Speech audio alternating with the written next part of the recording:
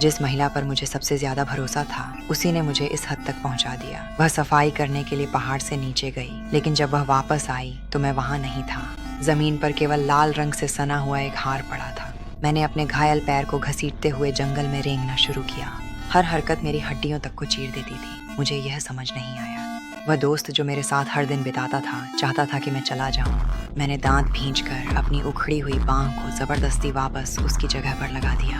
अंधेरे ने लगभग मुझे निगल ही लिया था। फिर मैंने जंगल में उसकी आवाज सुनी। वह मेरा नाम पुकार रही थी, रो रही थी, माफी मांग रही थी। उसने कहा कि यह एक दुर्घटना थी। उसने कहा कि उसे यह भी नहीं पता कि उसने ऐसा क्यों किया। एक पल के लिए तो मुझे लगभग उसकी बात पर यकीन हो गया था, लेकिन जब मैं खड़ा हुआ तो उसका चेहरा बदल गया और मैंने वह भाव देखा जो मुझे जान से मार देना चाहता था। मैं एक छोटी सी खोखली जगह में छिप गया और अपनी सांस रोक ली। उसने चारों ओर देखा, फिर धीरे धीरे चली गई। तभी मैंने उसे स्पष्ट रूप से देखा।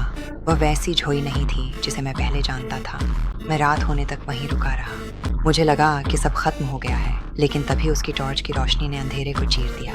वह वापस आ गई। उस रात मुझे समझ आ गया, वह अपना मानसिक संतुलन खो बैठी थी। मैं ठंड से कांपते हुए भोर का इंतजार करता रहा। मैं कमजोर था, मुश्किल से हिल डुल पा रहा था। फिर मैंने अपने बगल में एक छोटा सा पोखर देखा। मैं रेंगते हुए उसके पास गया और बेताब होकर पानी पिया, मानो अपनी आखिरी सांस को थामे हुए हूँ। जब मेरा दिमाग शांत हुआ तो मैंने दोबारा दौड़ना शुरू किया, लेकिन वह पहले ही मेरे पीछे आ चुकी थी। उसने इंसुलिन का इंजेक्शन लिया, तैयार हुई और वापस जंगल में चली गई। मैं चुपके से निकल गया और वापस केबिन में पहुंच गया। ये हमारी आखिरी सुरक्षित जगह थी। मैंने हर कोने की तलाशी ली, न फोन न इंटरनेट। मैंने कुछ दर्द निवारक गोलियां खाई, सुई और धागा उठाया और अपने घाव को सिल लिया।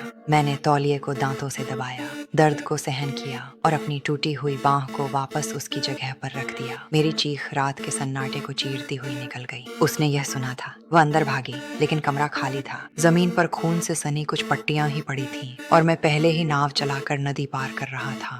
उसने अपनी बंदूक उठाई और गोली चला दी।